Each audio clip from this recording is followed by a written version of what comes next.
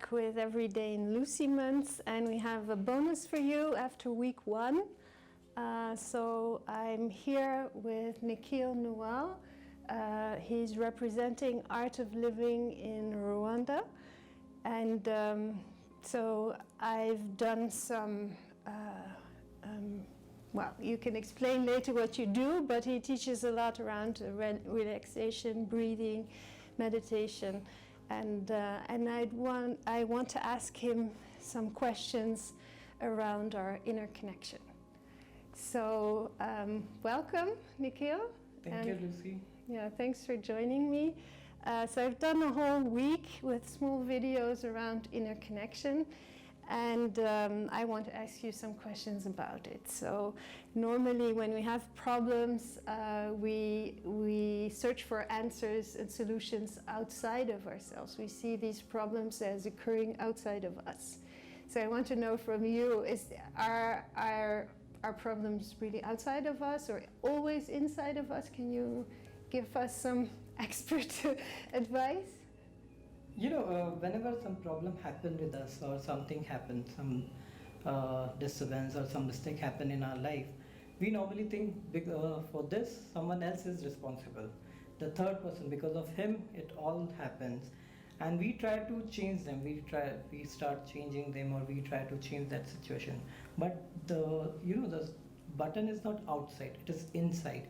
We have to see ourselves inside, that what is a real problem. If we go inside and try to change ourselves, we'll find it so many problems will not exist.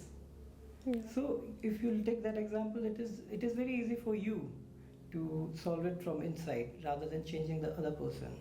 Yeah, I like what you say about the button being inside. So whatever happens outside, you are being triggered on the inside, because things happen and some people may react to something and some other person True. doesn't react. So Yeah. And that's where your power lies then, I think. Yeah, you know, sometimes some people will get angry very fast because of somebody's behavior, and sometimes like you had a fight and the whole night you are keep thinking about that person, that why he has done like this, and what the other person is doing. He will simply go back and then sleep. So we are disturbing ourselves, rather knowing this, that we can avoid these circumstances by some of the techniques, some of the practices which we can do, how we train our mind, so that if we had a fight, we will finish it, that fight, that moment, that past we will not carry with us. Yeah. And will not ruin our future. Exactly. I heard that forgiveness is something really important, and that actually you don't forgive so much for the other, but you forgive for yourself, to kind of, clean. And to be able to move forward. True. Yeah, it is not forgiving only ourselves, it is forgiving both. You forgive others as well as yourself. Because if you will keep holding something for yourself also, and then you'll make yourself responsible, then you'll go into guilt consciousness. Yeah. So ultimately that consciousness is also, something has happened, you have to take mistake as a mistake. Neither yours, neither mine. It has to happen, just learn from the past and move on. Yeah. Have you seen kids, how they are? Like, they are so 100% with the moment. If they had a fight, they'll finish that fight. They'll fight with they'll finish that fight 100%, and then they'll move on. Yeah. And next minute they're a good friend of that same person. Yeah. No, that's a good point. And do you have any techniques on how to, because it's very easy to get triggered. I see it even with my kids. My daughter is really good at pushing the buttons of her brother and then kind of automatically triggering certain reactions from him. So I've had to work on him to see how he can respond. But we all have this. We all have these buttons. So how can we make sure we don't kind of revert into these automatic responses, but that we get to control and choose a reaction? You know, if you have ever observed our mind, how the mind reacts. Like if you, so let me ask you some questions. Have you ever observed how's your breath when you are angry? Yeah, it's fast and high, short. Yeah. And when you're not well, or you have fever, or you have some body pain, how's your breath? Yeah, it's also shallow. Yeah. And if you'll get some you're scared from something, how's your breath that time? Like a shock. Yeah. Yeah. So, and when we are happy, our breath is so normal.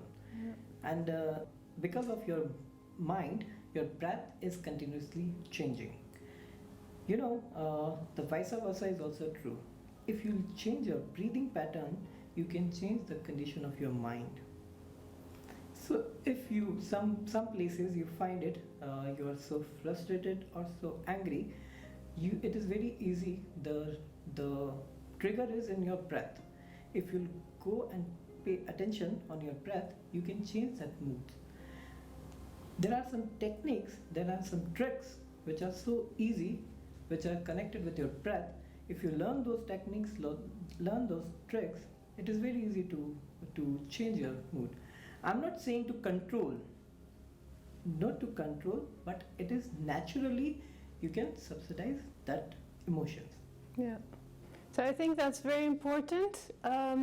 So our mind affects our breathing, but our breathing also affects our mind. So if we learn these techniques, we can actually have a more calm mind, Yeah. and then choose an appropriate reaction.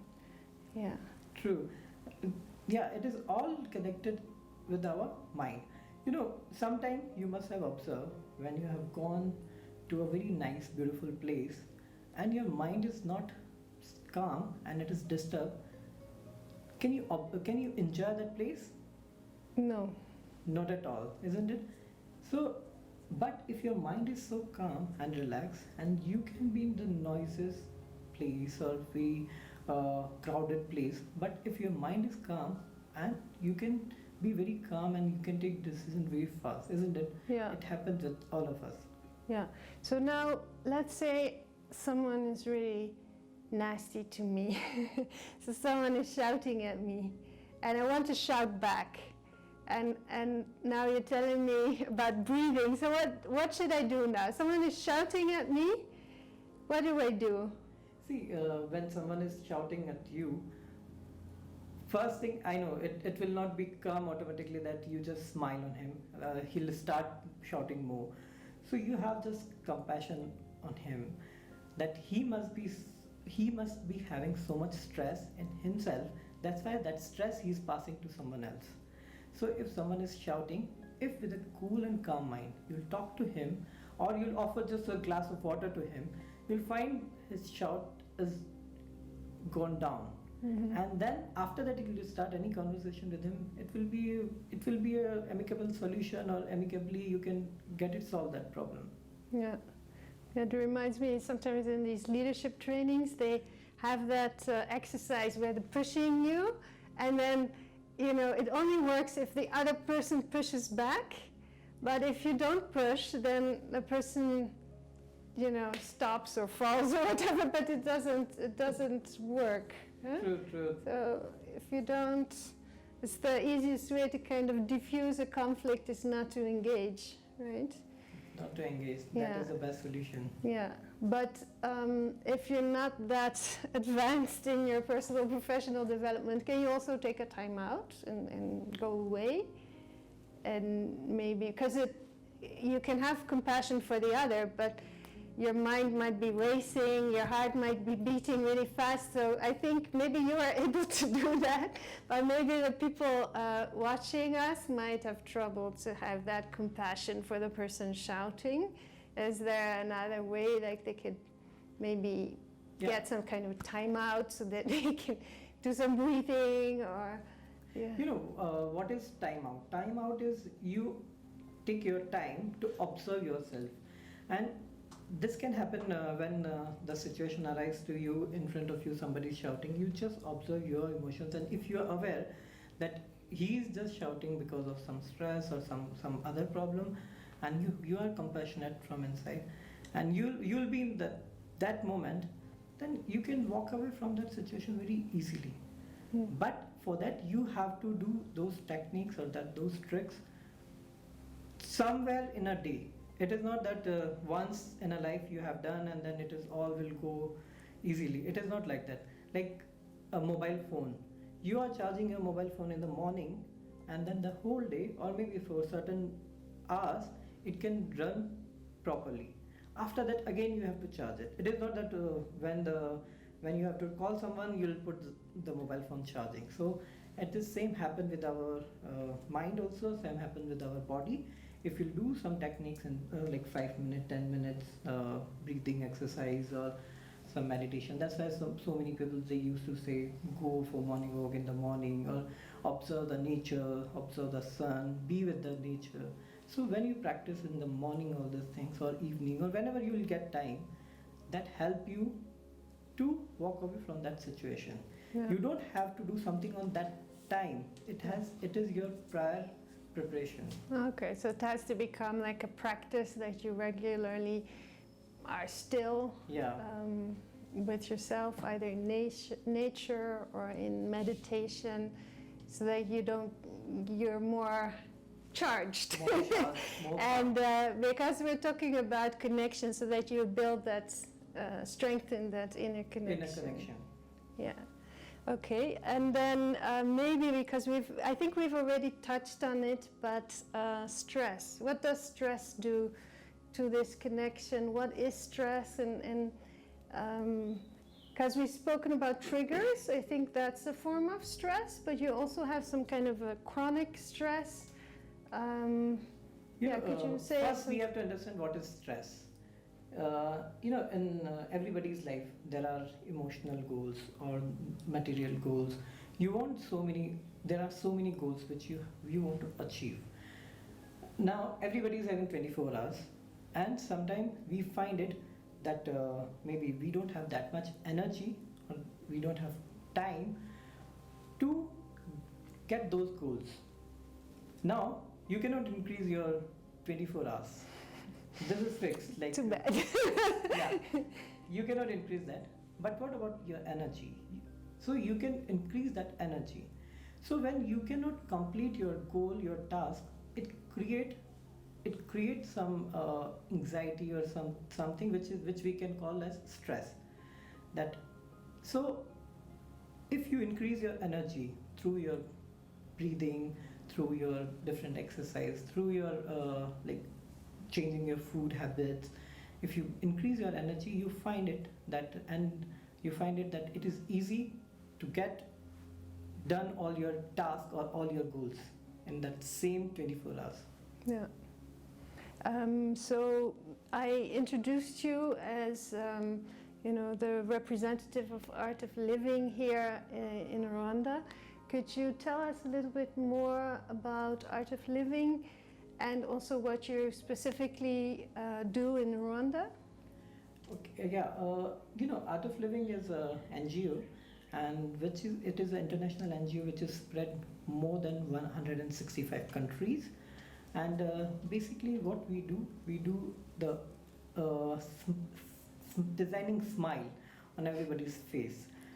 Like because of stress, because of anxiety, because of anger, people become so